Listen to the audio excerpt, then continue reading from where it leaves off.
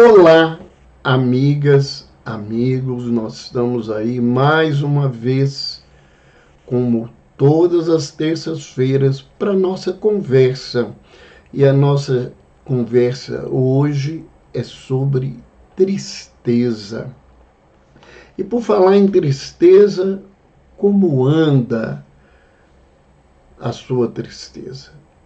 Como você está se sentindo diante dessa emoção tão comum nas nossas vidas?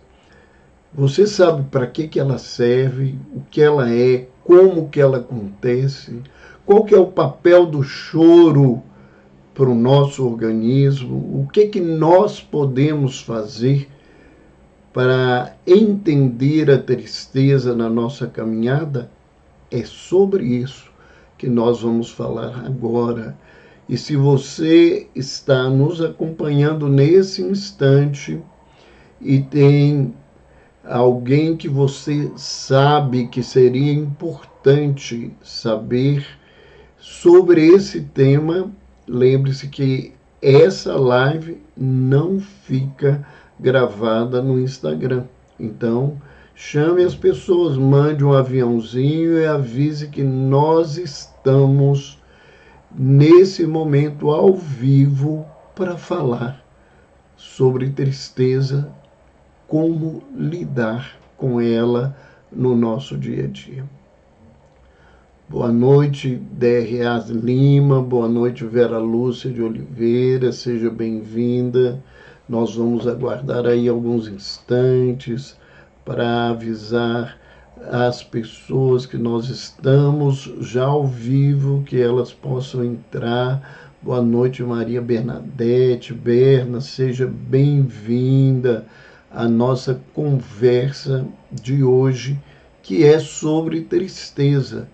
Lembrando que vocês podem fazer comentários, vocês podem fazer perguntas, nós estamos aí para trocar ideias sobre saúde mental e espiritualidade. E especificamente hoje nós vamos falar sobre como lidar com a tristeza. Então vamos aguardando, lembrando a quem está entrando, lembrando quem está nos acompanhando no vídeo. Se você está no canal do YouTube, você se lembre de se inscrever no nosso canal. Isso é importante para nós, é importante para a plataforma entender que tem pessoas que querem saber sobre saúde e espiritualidade, né? Quando uma pessoa se inscreve num canal que traz um tema diferenciado, uma coisa que pode trazer saúde, alívio para a vida das pessoas, é importante que ela possa ser notificada disso. E se você está conhecendo o nosso canal do YouTube pela primeira vez, marque lá notificações, porque todas as semanas nós temos um tema novo, um assunto novo para conversar.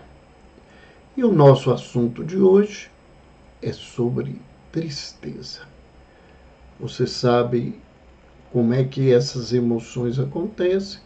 Se não, nós estamos aqui e vamos começar agora a falar sobre esse tema para o nosso aprendizado. O que é tristeza? A tristeza, nós sempre gostamos de iniciar com conceitos, com etimologia. A tristeza vem do latim, tristia. E a palavra tristia pode significar tristeza, mas significar também aflição. Mas o conceito sobre tristeza é que tristeza é um estado duradouro caracterizado por um sentimento de insatisfação e que é acompanhado de uma desvalorização da existência e do real. Então, quando a gente fala de tristeza, nós estamos falando de um estado emocional que nós vivemos, que é caracterizado por insatisfação e por um sentimento de desvalorização da vida, desvalorização do que acontece no real. A tristeza, ela pode se manifestar na nossa vida em diferentes graus de intensidade. Desde uma tristeza passageira até uma tristeza profunda. E essa tristeza profunda pode ser um sinal de algo mais complexo, como a depressão.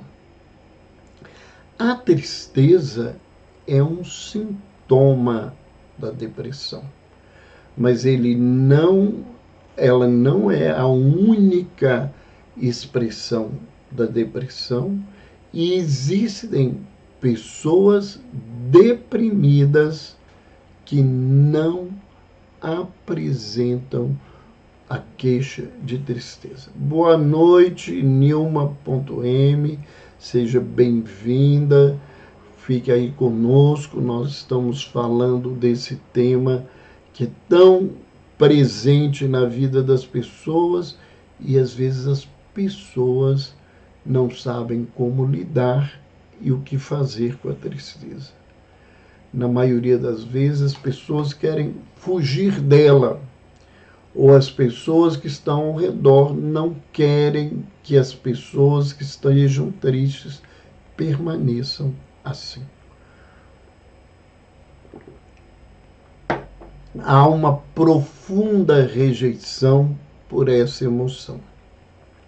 Embora nós iremos falar das coisas que elas nos trazem, nós vamos também falar sobre os aspectos naturais e positivos que acontecem na tristeza e que a gente precisa entender. É importante que a gente compreenda que, embora a neurociência identifique a tristeza como uma emoção negativa, ela é uma emoção natural e ela tem o objetivo de indicar que uma vivência foi dolorosa e que a criatura precisa adquirir recursos para vencer essa etapa e para evitar repetir a dor que ele está sentindo. Boa noite, eu Alisson Ferreira, seja bem-vindo mais uma vez. Então, nós vamos caminhar aqui, primeiro explicando o que acontece no nosso organismo e para que essas coisas acontecem, e depois nós vamos refletir sobre a importância de, diante da emoção tristeza, a gente ter determinados passos para que a gente aproveite a experiência para o nosso crescimento. Eu gosto sempre de lembrar os meus pacientes que nada existe por acaso. Todas as coisas que acontecem na nossa vida acontecem para nos ajudar, para facilitar a nossa vida. Alguém pode dizer, mas coisas ruins podem ajudar? Podem, se elas forem lidas e interpretadas de maneira adequada. Se a gente mantiver a nossa vida na queixa, na reclamação, em que tudo está ruim, não vai resolver nada. Então, nós precisamos buscar um outro tipo de compromisso da nossa vida com as emoções que acontecem na nossa caminhada. O que a gente deve fazer diante da tristeza? Se a tristeza está em mim, né, a primeira coisa é que, antes disso tudo, todos nós deveríamos aprender quais são as emoções naturais da nossa caminhada e para que essas emoções existem e o que elas podem fazer na nossa vida. E o que o excesso delas pode se transformar de forma negativa nas nossas vidas. Então, a educação psicoemocional é algo fundamental. As pessoas geralmente não sabem fazer essa identificação. Geralmente as pessoas fogem de lidar com as suas emoções. E isso nos fragiliza, nos enfraquece. Ao contrário do que uma cultura superficial de aparência traz para todos nós quando se fala de emoção. Então, a primeira coisa que a gente deveria saber é quais elas são. E elas, as emoções naturais básicas, segundo a medicina chinesa, são a raiva, a tristeza, o medo, a alegria e a preocupação. Então, todas as pessoas sentem isso. Não adianta a gente falar que a gente não sente. Não adianta negar que eu não estou com raiva, que eu não tenho medo, que eu não estou triste, que eu nego manifestar alegria, ou até negar que eu estou preocupado. Isto não vai fazer com que o meu organismo responda diferente. O meu organismo vai aprender a responder diferente, a minha vida intelectual vai aprender a lidar com essas emoções de forma diferente se eu enfrentá-las, se eu colocar diante de mim que eu estou com medo, que eu estou triste e que eu preciso compreender o meu medo e a minha tristeza na caminhada. Então, diante da tristeza, eu preciso fazer uma avaliação. Depois de identificar que ela está presente, eu preciso identificar se a minha tristeza é justificada. Eu estou triste porque eu perdi o emprego. Estou triste porque eu briguei com um amigo. Eu estou triste porque o meu pai morreu, minha mãe, um filho, um companheiro. Quando a emoção é justificada, ela tem um papel diferente na vida. E nós vamos caminhar com isso. Depois, eu preciso buscar as causas e a importância dessas causas na minha vida.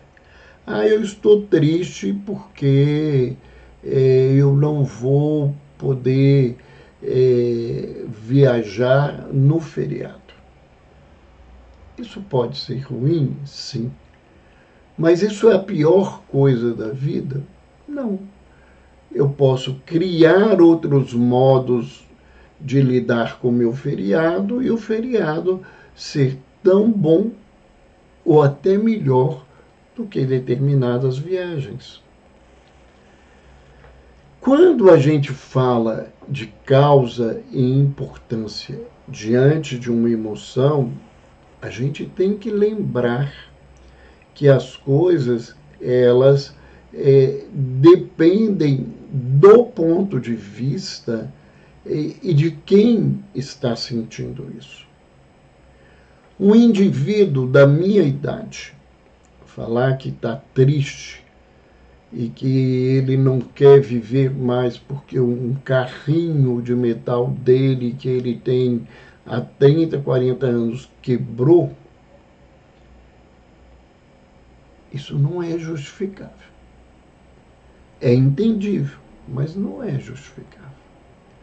Mas uma criança de 4, 5, 6, 7 anos que está chorando porque o carrinho dele quebrou, isso tem uma importância na vida dele, tem uma justificativa que leva a sua vida a um sofrimento, pode ser de pequeno, na monta, de pouco tempo ou de grande tempo, porque ele dá importância àquilo.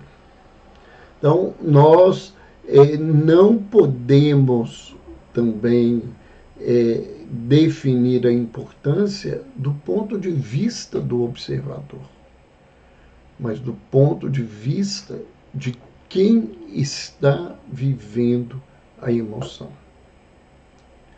Nós, então, vamos buscar as causas da tristeza.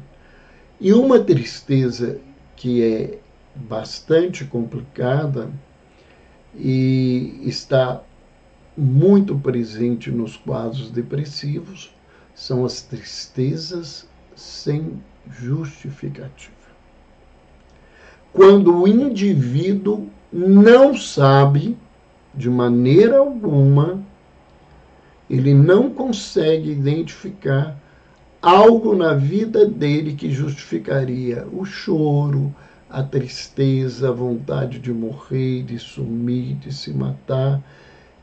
E esta tristeza sem justificativa, ela merece todo o nosso cuidado de avaliação, principalmente profissional. Boa noite, Tânia Tavares. Boa noite, Rosana Araújo Cunha.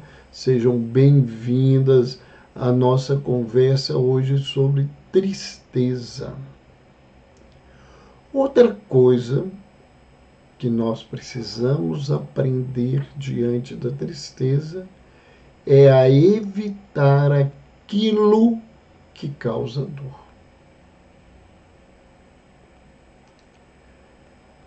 Se eu estou com a dor da tristeza e essa dor me incomoda profundamente, eu devo entendê-la para evitá-la. Pode ser que eu não consiga. Pode ser que eu não consiga totalmente, mas muitas vezes eu posso evitá-la da minha vida. Se eu estou num relacionamento, um relacionamento que se faz complicado, esse relacionamento me traz muita dor e eu não consigo ver nenhum tipo de ganho nesse lugar, eu tenho que me perguntar por que eu me permito ficar nessa dor, tristeza de um relacionamento tóxico. Porque essa resposta ela é muito mais complexa e ela pode falar de adoecimentos muito mais graves do ponto de vista emocional da própria criatura. Quando nós teimamos viver um relacionamento tóxico que nos faz se sentir triste todos os dias, há algo muito mais profundo que merece uma ajuda especializada para o indivíduo sair desse contexto. Mas, além de aprender a evitar aquilo que causa dor, eu tenho que aprender uma outra coisa. Aprender a aceitar o que é inevitável. Então, todas as vezes que eu adoeço gravemente, eu vou sentir uma dor física, essa dor vai me fazer sentir um mal-estar e eu vou ficar triste. Tem jeito de eu estar sentindo uma dor intensa e ficar gritando que eu estou feliz porque eu estou com uma dor intensa. Se isso acontece, o indivíduo está sem crítica da realidade, né? Ou está com o humor dele totalmente adoecido. Então, a gente tem que aprender que existem tristezas que são inevitáveis. Uma delas, né, é a perda de um parente, que é acompanhada de um luto. E o luto é uma forma de tristeza. E se esse luto tem um tempo e uma duração maior do que os estudos levantam de que esse luto seria razoável, ele se transforma numa depressão. E ele pode se transformar, inclusive, numa depressão grave, em que os ajustamentos médicos, do ponto de vista farmacológico, exijam intervenções muito sérias. Desculpem. Mas vamos caminhando, né, para entender rapidamente o que acontece no cérebro, né, quando a gente sente uma tristeza. Então, quando algo nos provoca uma dor, seja uma dor física ou uma dor emocional, aonde eu me sinta incomodado, né, e eu não consigo sair desse incômodo, esse fator que me traz esse processo, ele ativa uma área do cérebro que é chamada de córtex cingulado. Só estou dando um nome para as pessoas saberem que as neurociências elas estão cada vez mais compreendendo esses processos. Quando se ativa esse córtex cingulado anterior, né, ele avisa a todo o organismo contratempo que está acontecendo na vida da criatura, e ele vai ativar a resposta a esse estresse. Lembrando que, né, quando a gente fala do estresse, a gente está falando de todos esses sintomas, essas coisas que acontecem na vida que nos causam uma pressão, que nos tira de um estado de harmonia, de serenidade. A partir dessa ativação, uma área do cérebro que é chamado sistema de prazer e recompensa é desativado. Então, não vai ter prazer e você vai se sentir como vivendo uma falta, algo que você queria e não consegue fazer isso.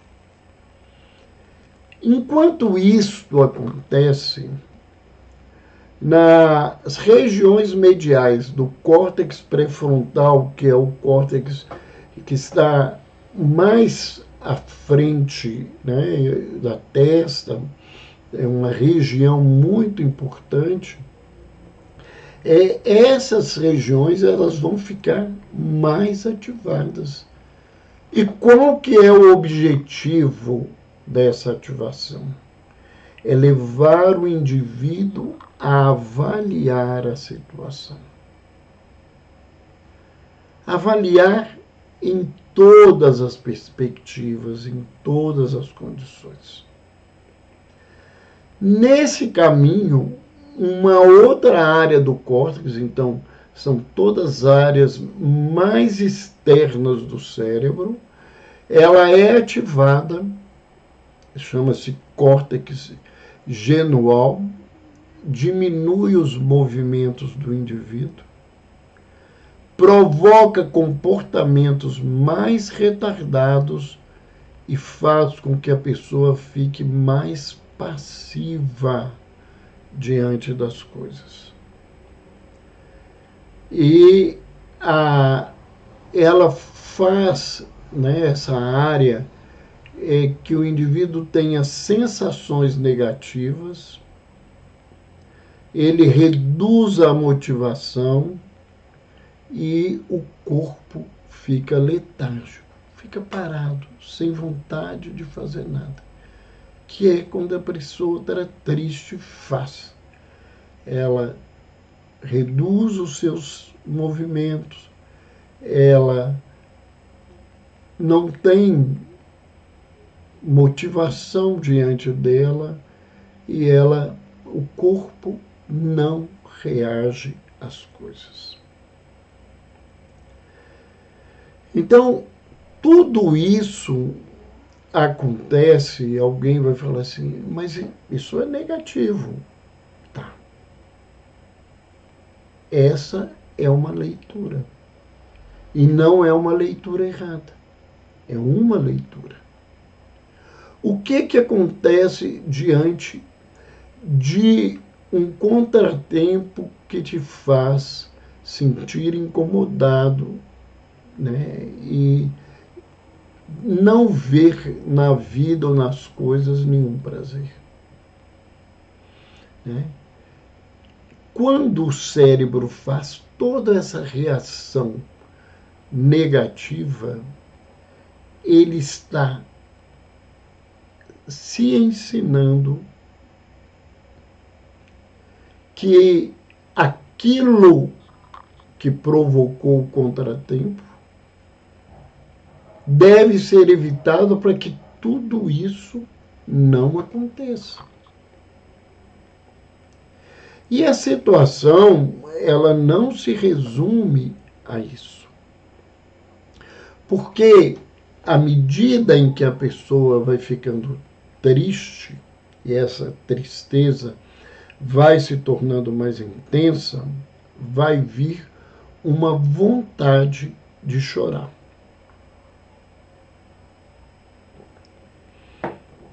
Muita gente segura o choro.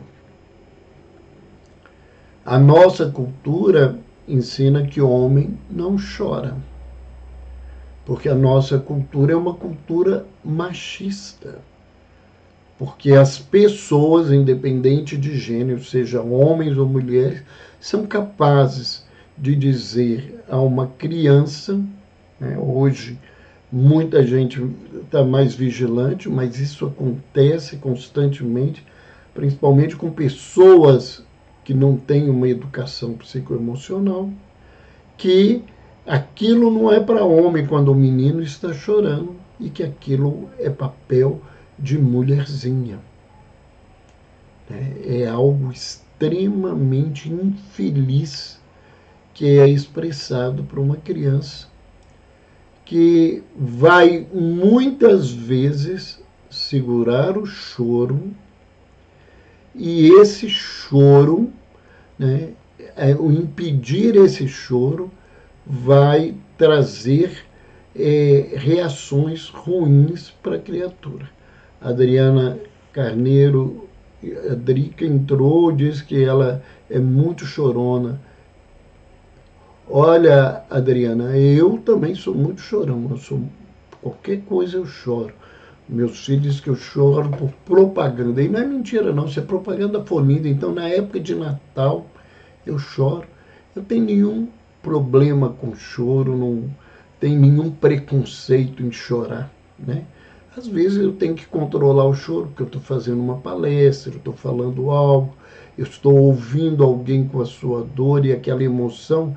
É, eu não preciso chorar. À medida que a minha expressão fala da minha tristeza, da minha empatia diante do outro, e eu não preciso fazer como ele, eu só preciso que ele entenda, que eu perceba o que ele está vivendo, eu acho que isso ajuda muito.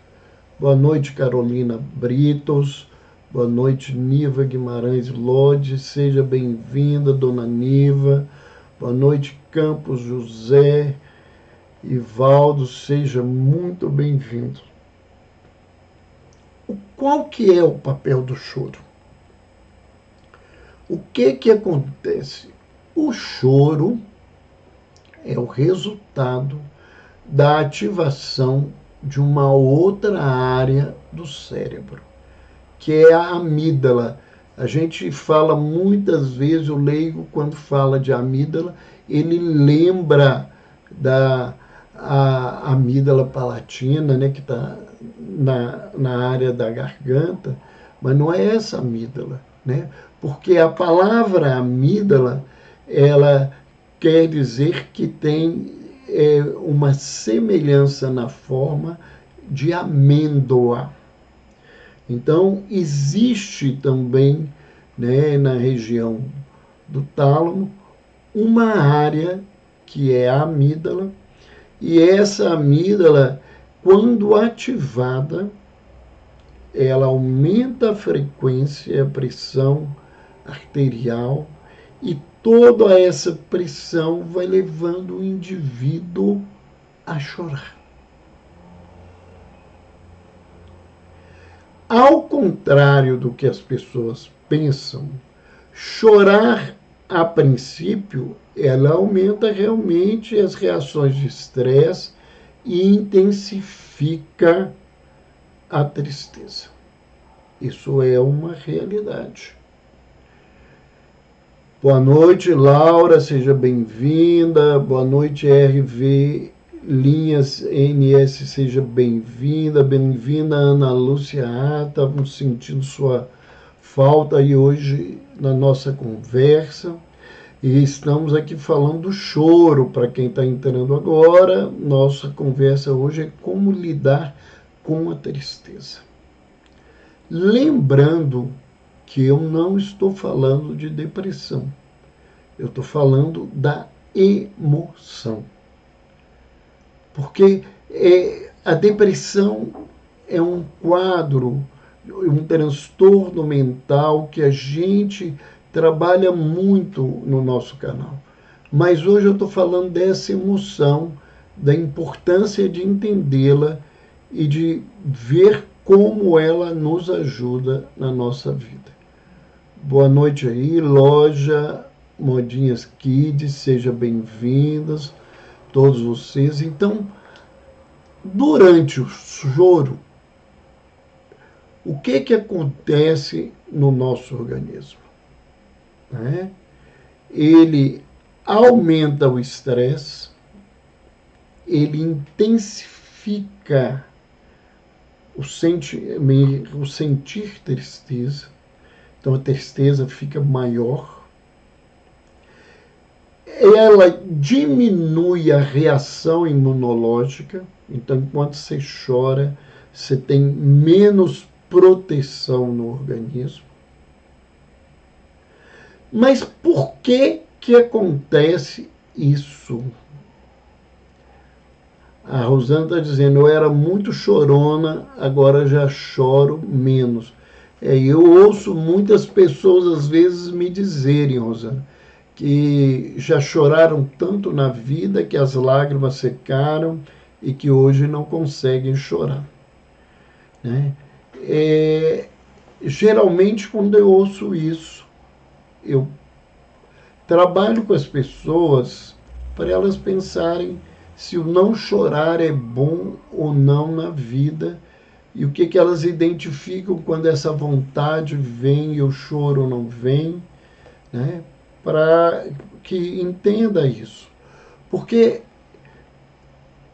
vendo toda essa veia negativa do choro, o que a gente acredita que a neurociência nos fala, que provavelmente a função do choro é a de criar um estado de aversão sobre a situação, de nos ajudar a querer sempre não ter esse fator, essa causa, essa situação que nos leva a essa tristeza. Mas, num determinado momento, o córtex pré-frontal, que é o córtex que inibe e administra as nossas emoções, ele, nesse caso, quando ele é ativado, ele leva para que o choro termine e essas reações cessem. A frequência cardíaca diminua a pressão arterial, que a tristeza diminua, e ao final do choro, há uma ativação do sistema nervoso parasimpático, e isso leva ao indivíduo a reações calmantes sobre o cérebro, sobre o corpo, e provoca uma recuperação do estado do indivíduo. A pressão normaliza, os batimentos normaliza, o sistema imunológico volta todo a funcionar. Então é preciso entender que o nosso organismo ele tem todo um processo, né, para nos defender, para nos auxiliar, para que a vida seja melhor. Então, quando a gente acaba olhando o copo pelo lado meio vazio, que é o lado negativo, a gente deixa de ver o lado, a metade cheia, e sem ver essa metade cheia, a gente deixa de aprender coisas muito importantes. A tristeza é uma emoção e nós vamos ver que ela é muito mais importante do que as pessoas imaginam. Mas é importante também a gente se perguntar, será que tem alguma tristeza, mesmo uma tristeza profunda, duradoura, que dure aí uma semana, 2 semanas, que seja saudável? A gente pode dizer isso? Sim. Uma tristeza, mesmo sendo profunda, ela é saudável quando ela é justificada e quando ela é adequada à situação. Então, se eu tenho uma causa real que me causou um incômodo intenso e eu fiquei triste, isso está justificado. Perdi o emprego, eu tenho uma família para criar. O que vai acontecer agora? A tristeza vai tomar conta de mim. Mas esse momento, essa tristeza, ela não significa que ela é algo ruim. Ela é saudável, porque ela me faz entender que eu estou tendo crítica de realidade, que as coisas estão ruins e eu não posso ficar alegre jogando confete e cantando marchinha de carnaval diante de determinadas situações. Ela é adequada, porque diante de uma sociedade onde tudo está difícil, e às vezes arrumar um emprego adequado à sua situação, ou que te dê um ganho, compartilhe com o mesmo ganho que era o necessário para a sobrevivência sua e da família. E isso acontece, isso é adequado.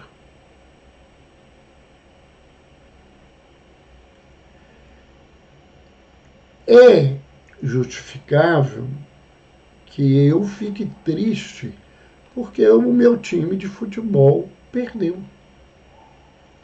Mas não é uma reação adequada se, diante dessa tristeza, eu parto para a ideia de me matar porque meu time perdeu. Então, nós temos que pensar nisso. Outra coisa que fala dessa tristeza profunda, saudável, é o tempo. Ela não pode se estender por muito tempo. Geralmente, o que os estudiosos nos levantam é que ela não deve durar mais do que 2 semanas. E os estudiosos do luto levantam, através de todo um trabalho, que a tristeza do luto ela não é patológica, durando entre 6 meses e 1 ano. A partir de 1 ano, se ela continua na mesma intensidade, o indivíduo continua não conseguindo produzir. Ele se prende a isso, a questão fica muito complicada. Então, a partir daí, a gente está diante de um processo de depressão, de um luto patológico, que precisa de ajuda especializada, muitas vezes inclusive de medicamento, para que o indivíduo melhore. A Adriana nos perguntou assim, quanto tempo é normal ficar triste? Depende do elemento que te contrariou. Se você vê uma cena ou uma propaganda trazendo uma lembrança triste e aquilo dura minutos, é uma coisa. Se uma cena determinada de uma reportagem que aconteceu há 4, 5 semanas atrás, você se sustenta preso a ela, não consegue produzir, tem crises constantes de choro quando se lembra dela, isso não é saudável. A Cida Fátima Noronha colocou aqui, convivo com meu marido com depressão. Fico triste, me sinto sozinha, mas estou lendo muito, fazendo o estudo do Evangelho e é o que te conforta, Cida? E isso é importante. Nós vamos falar aí do que a gente pode fazer, de quais as ferramentas que nós podemos nos utilizar. E a gente tem um parente adoecido, ele nos coloca triste. O que a gente tem que ter cuidado, né, é, é quando esse nosso sentimento de compaixão fica adoecido, né? Nós nos adoecemos porque nós estamos cuidando do outro e preocupado com o outro de forma intensa. Se você não teve oportunidade, né? Nós falamos sobre isso hoje na nossa postagem do Instagram, né? E isso é uma coisa muito séria e que precisa que a pessoa busque ajuda na sua caminhada. Quais as ferramentas que nós podemos usar com a tristeza? Primeiro, é importante que a pessoa saiba que ela está triste, né? E é importante que o profissional de saúde mental saiba diferenciar o que é uma tristeza, emoção, e uma tristeza, sintoma de uma depressão. Isso é algo imperdoável quando um profissional pega o indivíduo que está triste porque o pai dele morreu a semana passada e a ligação deles era muito intensa e dá um antidepressivo para cuidar dessa tristeza. Tristeza não se trata com medicação. As principais ferramentas que nós temos para lidar com a tristeza são as atividades psicoterápicas, sejam terapias com psicólogos, com terapeutas ocupacionais, com outros tipos de terapeutas, arte-terapeutas, musicoterapeutas, com educadores físicos que podem trabalhar com o nosso corpo, devolvendo a ele uma maior produção de endorfina, de serotonina, para que ele melhore.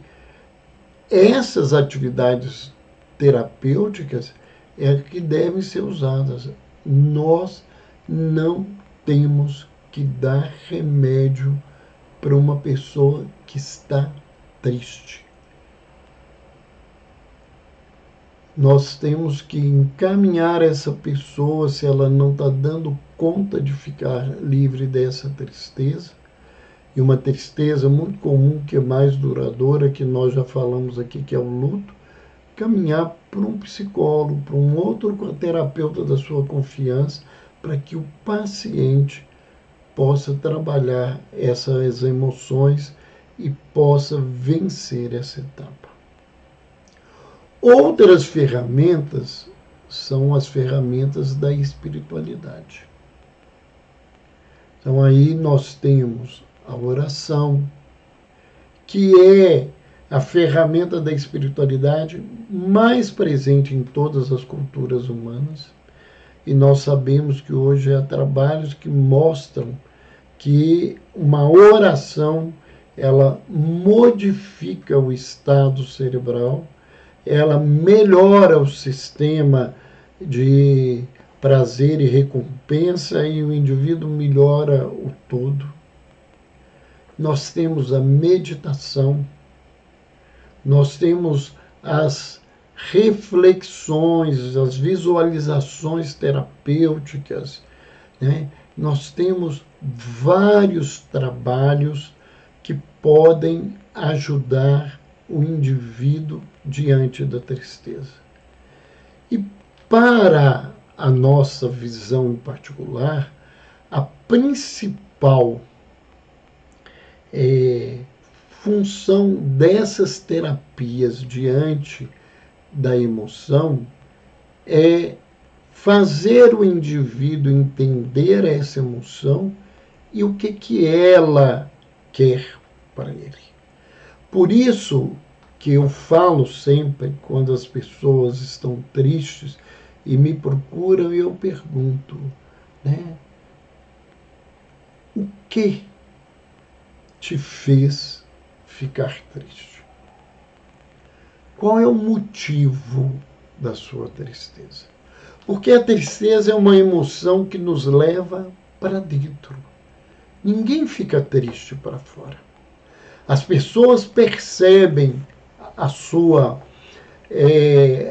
face, a sua mímica, o seu olhar, o tom da sua fala, a lentidão dos seus movimentos, mas isso não é um desejo seu, né? Isso é a expressão da sua tristeza.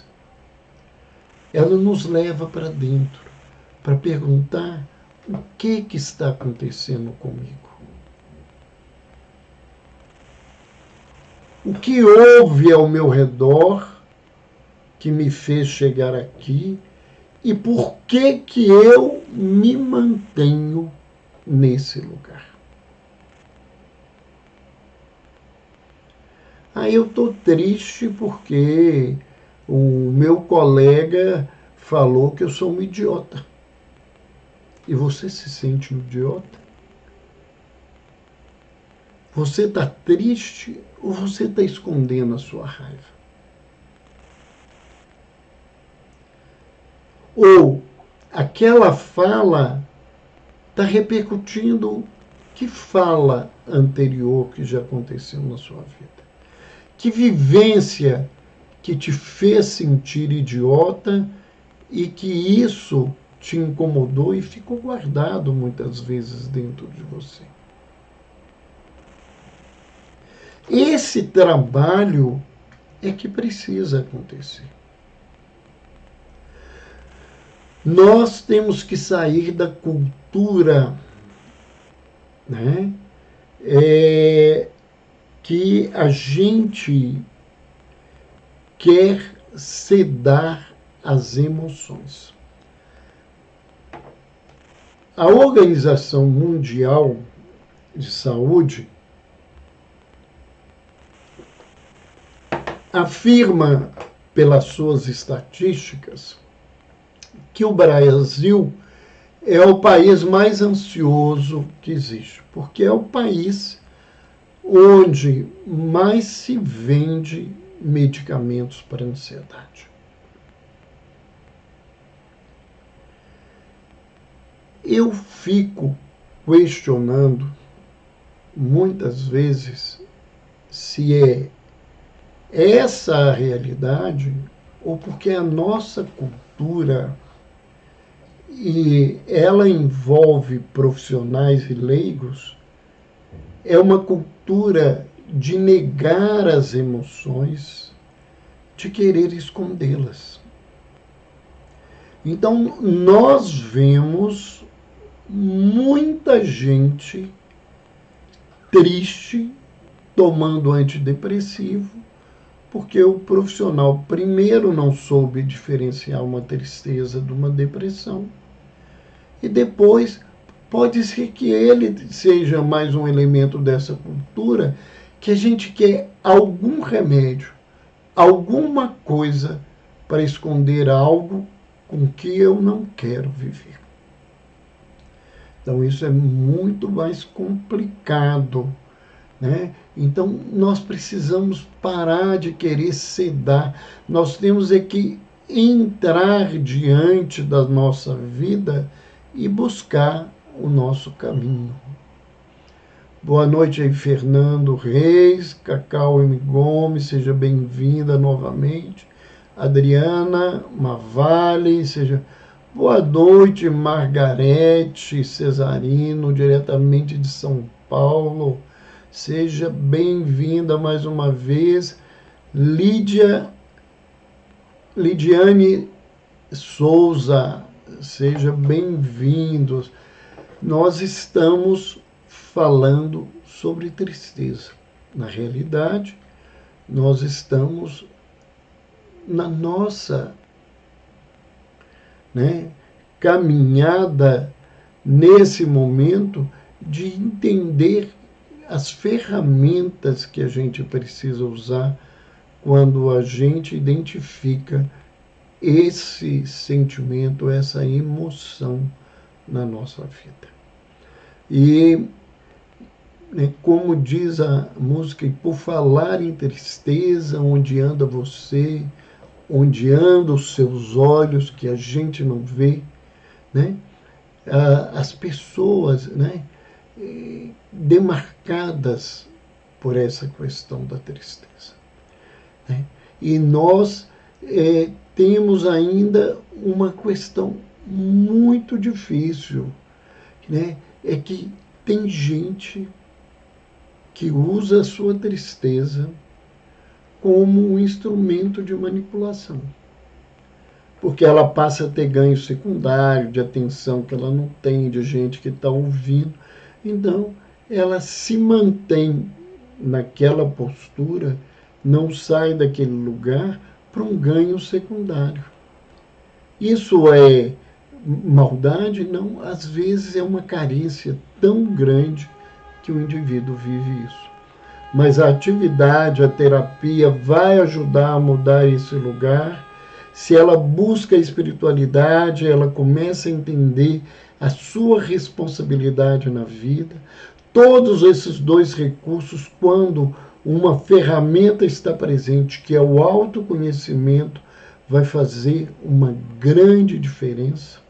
As pessoas que me acompanham sabem, né, que eu sempre estou aqui dizendo essa situação. A Cacau está me falando assim, deixa essa live salva. Cacau, elas não ficam salvas no Instagram, mas a minha equipe, ela está gravando essa live e ela vai editar e em breve ela vai estar no nosso canal no YouTube, né? Dr. Roberto Lúcio, que é um canal sobre saúde mental e espiritualidade.